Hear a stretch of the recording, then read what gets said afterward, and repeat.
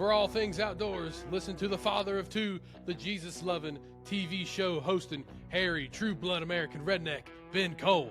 And listen to the outdoor filming, chef cooking, chocolate milk drinking, John Weismuller. And we are Rooted Podcast.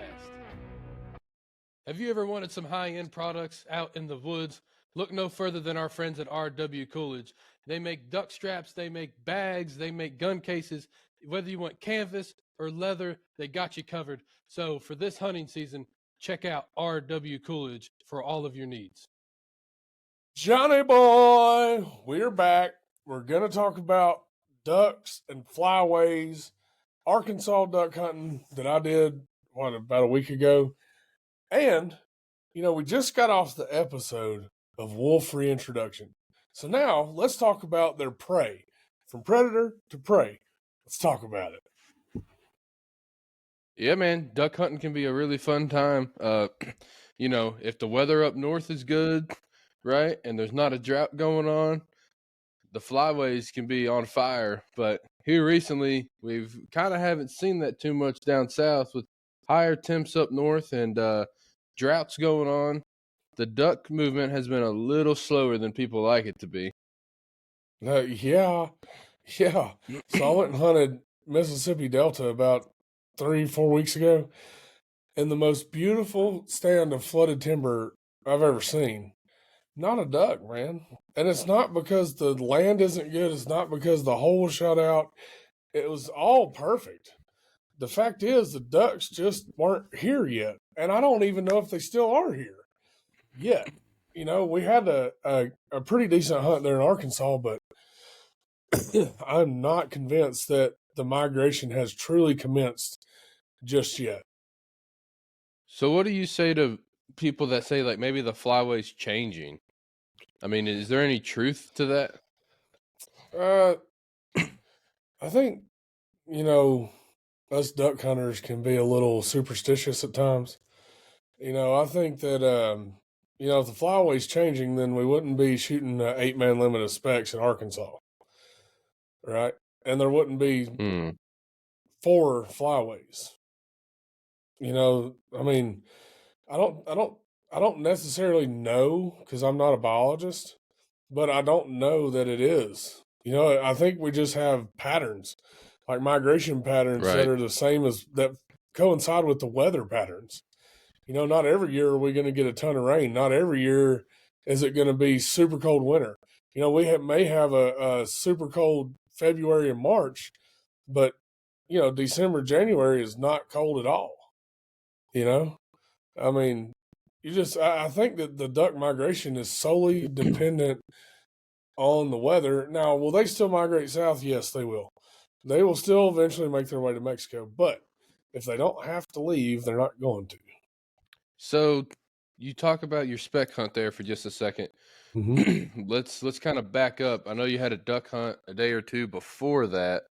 How was the duck hunt? I mean, I know y'all killed some, but it wasn't like just a banger of a hunt, right? Yeah, so it was not a barn burner. We were with Burrus Bros Outfitters there in Arkansas, and let me tell you something. Those dudes are phenomenal. They have some of the best ground in the state. They have the 3 guides that I hunted with. Man, they were top shelf, top tier dudes. Phenomenal. I've known Hunter's dad for a long time, Mr. Blake. Known him for years and years, and have a lot of respect for him. But they're one of those folks that have the really good ground, and we shot 14 ducks, but they were still a lot of stale ducks flying around too. We were hunting a buckbrush hole, and man, there was a pile of ducks that finished that we ended up shooting into. When I say a pile of ducks at this time of the year, I don't mean like 150, 200, 300.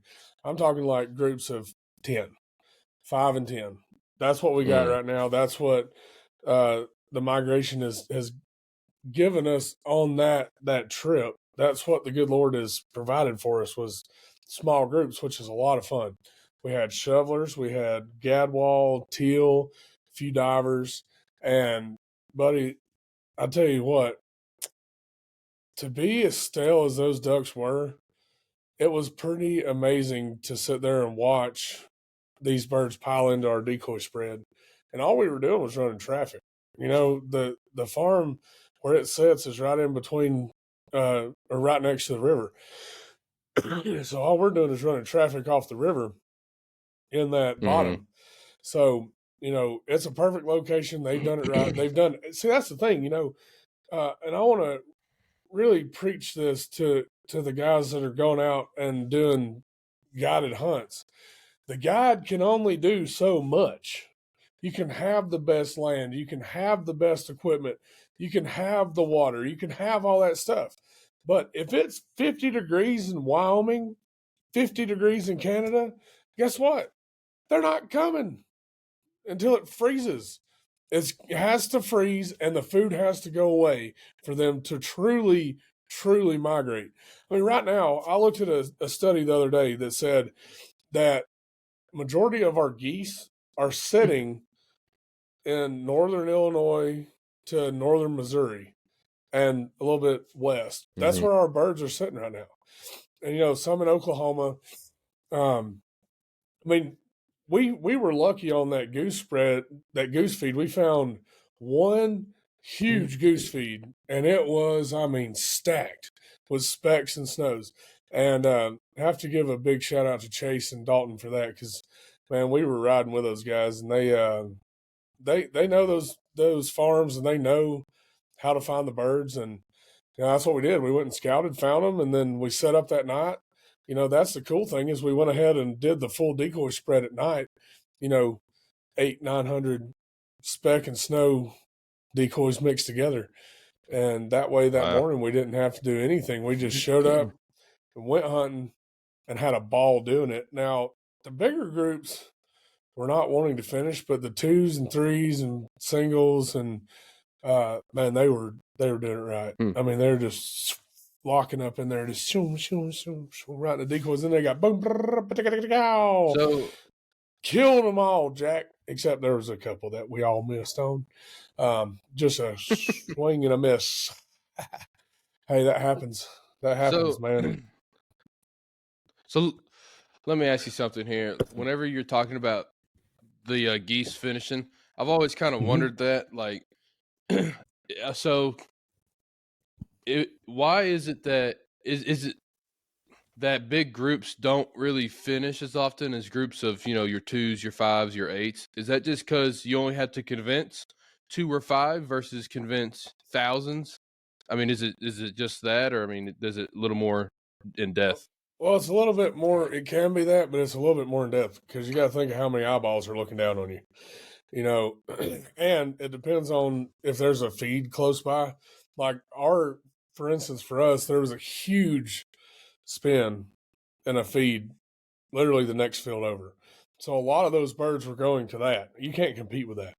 I mean, you're not going to. You're never going to compete with a huge spin of snows and specks. You're just not ever going to truly compete with that. So, but now these specks were going back and forth. So the cool thing is we had a big body of water behind us, and that was their loafing area where they go and sit on the water, get something to drink, and then come to feed, yada yada. So we were sitting in a dry bean field where they were coming to feed, and you know there was several juveniles in there, but there were also several full-blown barbellies in there too, which make me excited, John. I love barbellies because they eat really well. They're delicious. They're like the sandhill cranes, man. So good. Yee. Delicious. But yeah, so that's to answer your question. Circle back to the question now that I've, you know, danced around in a figure eight there.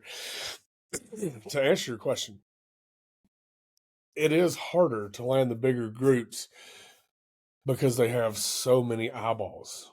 They can see so well, especially in a weary snow goose, man. If you're not on the lessers, or when I say lessers, I mean like the Rossies and stuff like that, and juveniles, or hunting them in Canada, it can be tough to decoy snow geese because when you think about it, I mean, if they're traveling in a flock of 1,000 or more, I mean, that's a lot of eyeballs. Oh yeah. that are looking. And I mean, the spread has to be right. Everything has to be perfect. You know, they can't see these little pieball faces here. So, you know, I mean, there's a lot of factors you got to, Mm. and filming it too, Otherwise, man. it's You know, over. filming a hunt like this adds a whole new dynamic to it that normally you don't have because you have the glass lens that can also throw a reflection on it, or you know that little shimmer. So you have to be really cautious when you're filming these birds to do it in a manner that you don't flare them. So it's not like, oh wow, what was that? You just blinded me with that lens, you know, or whatever. They see something flash down there at the in the decoys because they know that's not correct. Right. Yep. That makes sense. Yeah. Because I mean, you know, I've only been snow goose hunting once, and it was kind of the same ordeal. You know, you got your bigger groups that would always go to the live birds, and then you know, whenever groups of like 10 or less, we could usually work them. Now, technically speaking, to hunt snow geese in the States, you're going to need about 1,500 to 2,000 decoys to hunt snows. I mean, to do it effectively Wow. in the spring, in February, to do that conservation season. But now, see, when you go up towards Canada, you can grab those full body SX decoys. You only need about 200 of them. That's the difference. That's the difference in them seeing Really? the spreads. Yeah, man. I don't know what it is. Like when they get to Canada, they're just like, oh, it's a free for all. But in the States, you know, they've seen everything, every single type of spread known to man in the States. Mm-hmm. So, you know, it's, I don't know, man. It's kind of crazy, but when the way they do it when they get to Canada, it's just unbelievable. But yeah, dude, SX decoys, man, they have some phenomenal gear there. Their full bodies look really, really, really real. They're very realistic. It brings them into spread. So, do you like full body decoys versus like the sock? It depends. You know, yes. Do I prefer the full body? Absolutely. Do I have enough space to haul 2,000 full bodies? No, I do not. So, but I do have enough space to haul 500 full bodies. So, what I like to Mm-hmm. do, since I can't haul all of them, is I like to do a mixture. You know, so you mix in full bodies with silhouettes and socks. So that way you have this big mixture of everything. And the socks give you a whole lot of movement, especially in the wind. I mean, it literally looks like birds down there feeding because they're constantly moving. And even in the slightest Mm-hmm. wind, they'll give you that little shake that you need to entice the birds. And that's another thing you got to, you know, put into this is the wind. You always have to think and look at the weather and make sure that you're going to have some kind of wind at some point because when it's not windy, dude, those socks are just sitting there stagnant. All the decoys are sitting there stagnant. And that's another thing that plays into what you asked earlier about the geese decoying. That is a big deal when it comes to that is the wind. So that's why I like socks. They flow in the wind very easily. You can hide in them actually. So the full bodies are kind of harder to hide in. I mean, you can put mixed full bodies in, but when you're hiding in the actual decoy spread, I prefer socks, tall ones and short ones. So that way you can, you know, have a two-dimensional layer there of high and short. So it looks like the birds are kind of jumping over one another to get to the feed. So that's what we're trying to do is we're trying to Mm-hmm. get those birds to think, oh, well, this is an aggressive feed. So we need to be in front of this. And in front of this is in front of our gun barrels. That's the point is we want them to think, Mm-hmm. oh, we need to land at the head of this. And then when they do, they get shot in the face. Yeah, that's right. Boom, It's a boom, good time too. boom. Oh, dude. It is so much A real fun, good man. time. Especially, so we were sitting in those, the decoys over there in Arkansas, and man, me and Chase were sitting on the right hand side of the decoys, and Eli and Dalton were sitting on the other side. Me and Chase I was filming these two geese flying across, and then I hear, oh, there's one of the decoys. I looked down, I was like, holy crap, it's right here. So I just tilted the camera down and followed it all the way to chase. I think it was so close. His shot was like a rifle bullet coming out of there. Dang laser beam. He ended up killing it. He did kill it. I was proud of him for that. That's a hard shot when they're that Wow. close and flying that fast Yeah. with a laser beam. But he got it. He did. He got it. Man. Man, it was awesome, dude. The lodge there is outstanding. The beds are comfortable. I slept like a tiny little baby. It was unreal, man. All the accommodations they had there, and just how knowledgeable these dudes really are, and that really pays to know. When you go to a place, you don't want to get scammed or whatever. And I'm not saying every place does that, but there are some out there that are out there just to take your dollar. You got to be really careful. So I can honestly stand behind the Burrus Bros and give them a thumbs up because they did me right. Absolutely did. Heck yeah. Well, man, that makes a big difference whenever people are looking to go to an outfitter for anything, whether it's ducks or deer or whatever. I mean, it's really nice that you can hear other people's testimony about it. Like, because, man, I would not go anywhere if you haven't, heard anything great about them, or if they haven't, been in business for too god awful long. I mean, you just got to be careful with those that like hardly have any reviews, and I mean, you just got to be real careful and talk to the owner and the guides and see what operation they got. But if you got a bunch of people saying that this outfitter's great and it's nothing but good experience, it just makes it a little easier to book with them. Yeah, it does, man. And that's the thing is, if you just do your homework, you can find out what you need to find out about any outfitter. Because the ones that have Easily are truly doing what they're supposed to do and doing it right, you can tell they have a good reputation. Oh yeah, absolutely. I mean, it really doesn't take long to kind of see through the cracks of some people, but some people are really good at BSing. So you just gotta be careful out there. So let's I want to talk about these flyways for just a little bit. You got it. We kind of mentioned it earlier. I'm gonna pull up a map here. Cool. Of these flyways. Let's do it. So show me the flyways. I know. Hopefully it pulls up here. So the bottom line, right, is you've got 4 major flyways, right? That's correct.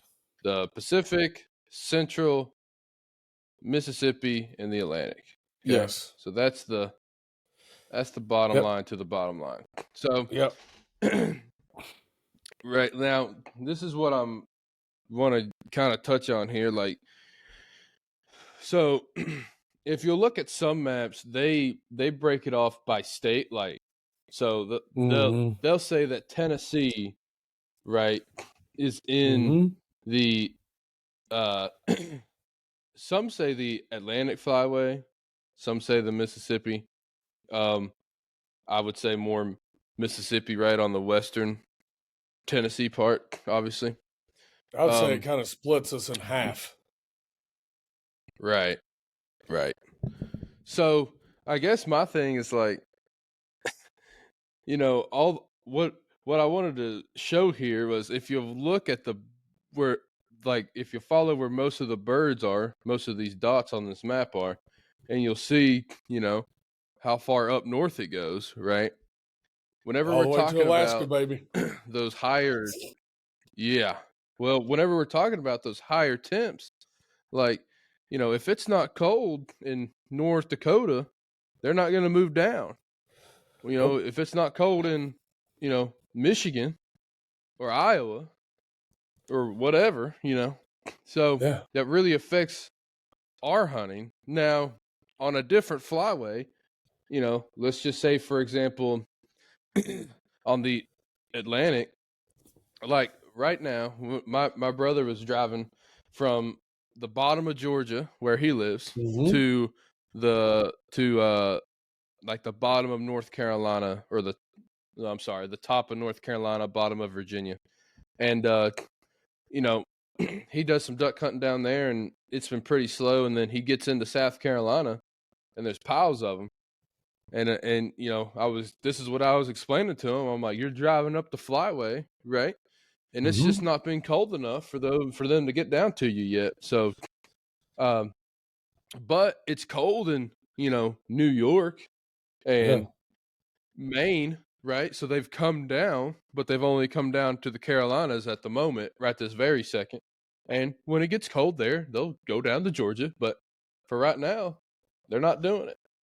Well, a lot of times, Georgia, you're going to get majority of your wood ducks. That's where you're going to kill a lot of wood ducks. Now, you can go on the coast and you can kill some divers, you know, the canvasbacks, redheads, bluebills, all that kind of stuff. But inland, you're mainly going to shoot wood ducks. You're going to shoot some of those old black-bellied whistling tree ducks like your brother killed, and I'm envious because he's got a species that I don't have yet. Lucky rascal.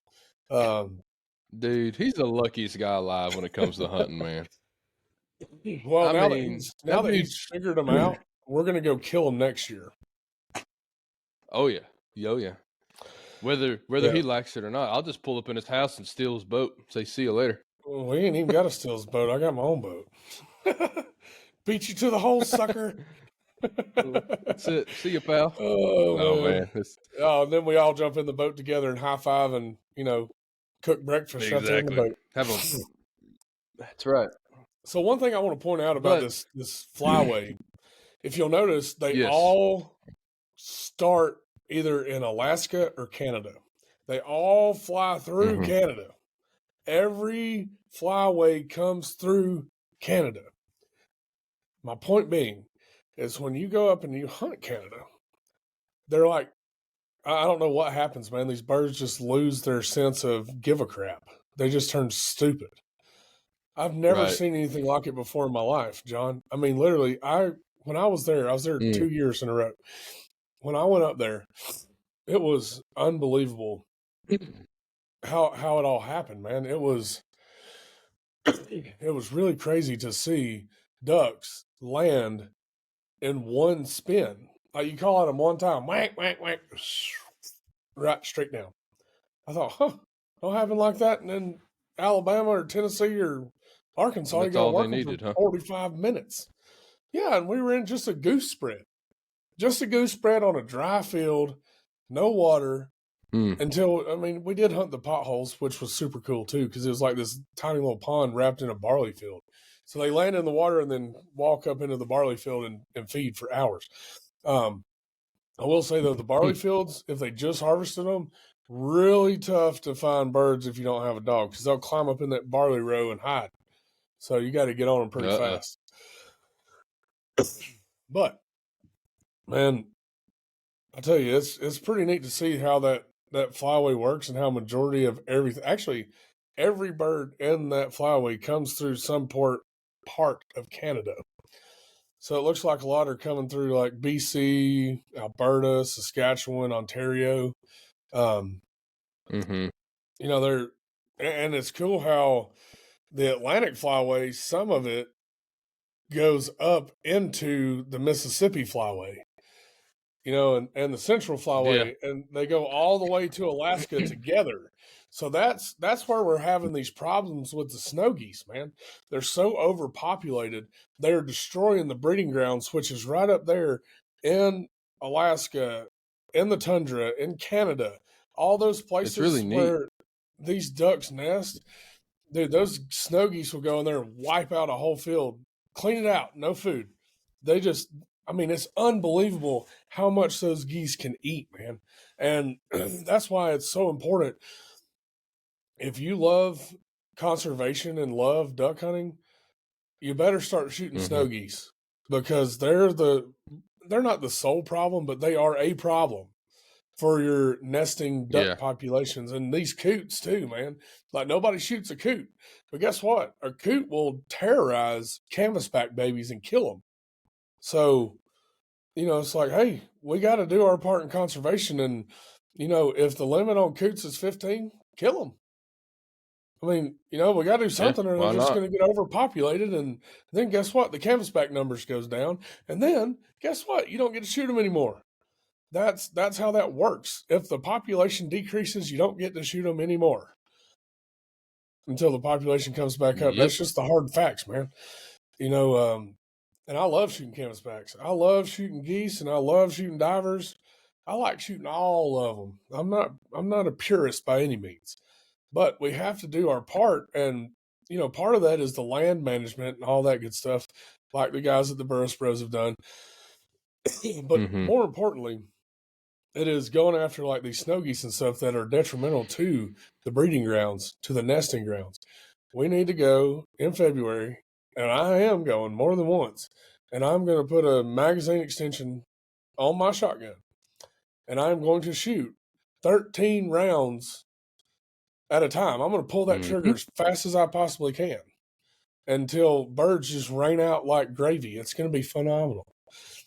So Yeah, man. that's I've got that's to my little go on spill another on goose that. hunt. Yeah, because last time we had an epic goose hunt, killed 250 snows. You were sick with I know. COVID, and they were like tornadoing right in our face. Yeah, I'm ready to go on one of those hunts. Yeah, and I Is sent you a video. I'm I was like, bro, I wish you were here. no, dude. It's terrible. But yeah, man, I've got to go. I got to get Dad out there, my brother out there. We got to go kill them all. Yeah, well, I agree with that 110%. The Burst Bros are the guys to do it with, too. Well, perfect. Let's do it. So, yeah, let's do it this spring. So the drought, man, we have had one heck of a drought this year. And it wasn't in the spring. So the crazy part is usually, or the year before last, it was in the spring and we didn't have much rain for the crops. This past year, man, we had one heck of a corn crop and a heck of a bean crop. And then it just quit raining. I mean, it quit Yep. and we didn't see rain for weeks. Well, guess what? That hurts the Yeah. Mississippi River. That hurts all your major flyway rivers, the Ohio, all of them. The Illinois River, it hurts every single one of your majority flyway rivers. Because when that gets so low, it's really hard to navigate it first and foremost. But then you see the reason why it really hurts is because the backwater doesn't come out and flood that timber and flood all this extra food source for these ducks. So you have to have that river to flood a lot of this stuff. And that's what these ducks are counting on. So, when they go into a rice field that's been pumped and they eat all of it, well, where do they go next? If there's no water, they're not going to be in the timber. So that's why this drought has really hurt us, is because there's not enough water, in the areas that it normally is just based on the river levels. Okay, so you're saying bottom line, like ducks need water, right? Obviously, and you know, low water, not ideal at all, because then it hurts where the ducks can be, and then it hurts your food, which in turn, Yep. Yep. Yeah, that's hurts the exactly right. ducks. Now, not everywhere are you going to shoot ducks on water. That's really more of a southeast thing. The flooded fields are more Arkansas, Mississippi, Missouri, that kind of stuff. When you get further Louisiana. west, yeah, Louisiana, the further Mm-hmm. west you go, the more potholes you hunt and dry fields that you hunt. But now, does that mean that ducks don't need water? No, it means that they go and feed in these dry fields and then they go to water to loaf in the middle of the day. So they're roosting and loafing on the water, and then they bounce back to the field to feed. They go back, loaf midday, come back to feed that afternoon before going to roost. So that is how that works out there. And dude, that's pretty awesome to shoot birds in your face on a dry field. It's pretty cool. But it's also cool to shoot them in water Yeah. too. The water shots, man, are phenomenal, especially watching those dogs bring the birds back too. There's nothing like watching a good dog work well. That's the facts, Jack. That's an Uncle You Sauce know, man, segment. I've always, like it again, being new into the waterfowl world, like, dude, if a duck dog, I mean, a really good duck dog, that's like a prized possession in the waterfowl world. And those dudes, man, if you're at a boat ramp and you see a dog, I learned real quick, do not pet the dog. It is not there as a cute little pet. It's there to work. It's got a job to do. Yeah, so not everybody's like that, but there are a lot of people that are like that. It's like, hey, don't touch my dog.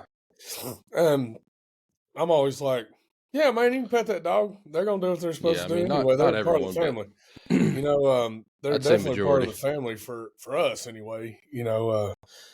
I mean, I think that's the best way to do it is by, making the dog part of your family because then, you know, that dog is going to feel loved and it's going to do more for you rather than just being looked at as a machine. Which makes sense. I mean, and now you've had a really awesome duck dog, right? Avery. Yep. Yeah. I mean, Yeah. explain to me, I guess, how like what makes a great duck dog? Is it just really simple, like the dog that goes out and gets it? Or I mean, is it way more in depth? Well, there's two different kinds of duck dogs, right? There's a meat and potatoes dog, which is what Avery was, and like a field champion. Avery was never a field champion. She would go get a duck, bring it back, and not break. She would sit right beside me, would stay, would listen to everything that I said, right? She'd never won a championship. She'd never done any of that kind of stuff. So that to me is more of the dog that I like is the one that just does what I tell him to.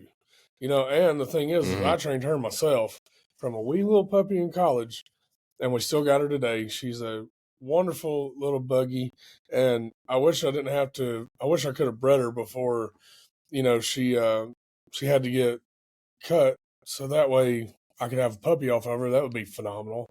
Because Mm-hmm. man, she's a 1 in a million kind of dog. I mean, a 1 in a million. I don't know if I'll ever have another dog like Avery. I don't know that I will, John. I mean, she was that kind of dog, man. Just Mm-hmm. phenomenal, well minded. She broke one time a year in dove season because she got so excited she couldn't stand herself. And that was it. The rest of the time, man, she was picking up birds that I didn't even know were there. Like she'd go just missing in the bushes, and then I'm like, hey, get back here. She'd come back with a duck in her mouth. I was like, huh, all right, cool. It's just, Neato. man, it's little things like that that really make the difference in the duck dog is being able to control it, number one. Because if there's one thing I cannot stand, it's a dog that breaks continuously and flares birds and all that kind of stuff. It's like out in the decoys or past the decoys before you can even pull up your gun to shoot. Well, guess what? That just ruined your shot because I don't like to shoot when the dog is in the decoys. So probably not going to shoot. Yeah. And I do that out of respect for the guides too. I mean that's their dogs. And I'm not saying their dogs break. I'm talking about shooting over a dog in the decoys. That's what I'm talking about. I'm not saying that the Mm-hmm. the guides' dogs broke. All I'm talking on right there is shooting over somebody's dog in the decoy spread. I try my best not to do that. So that's kind of a rule of thumb that Yeah, you I always mean, need to know is don't yeah, shoot over the guide's dogs while it's in the decoys. Not a good idea. no. Yep. And that's with any bird hunting, man. I mean, if you're upland bird hunting, it's the same thing. Like, yeah, just stay away from shooting over the dog. It's just Yeah. best Just bet. just don't shoot the dog, man. With that said, so I think that's really. I think I asked you everything I wanted to. I mean, we talked about Yeah. your Arkansas hunt, right? We Yep. talked about your eight-man spec limit, which was awesome. Right? We jumped on the flyways and talked about the drought and the temperatures and Mm-hmm. things of that. So, man, I just hopefully it gets cold up north and the birds come down here and we have a great rest of our duck season. I think we're at a good point to wrap it up, folks. Thank you for tuning in. And remember, we have a new merch shop. Go to rootedtelevision.com, click on shop, and it will take you for everything Rooted Television, Rooted Podcast. You can buy all your merch from there. And don't forget to go and like, subscribe, follow all of our socials. We're on Instagram, Facebook, TikTok, all of it. YouTube. Go follow us. Thank you so much. And Redneck out. See y'all. Have a great rest of your duck season. For all things Rooted Podcast and Rooted Television, and I mean hats, shirts, hoodies, and other merch, check out our friends at CH Lone Star Pro and the link that is in our description.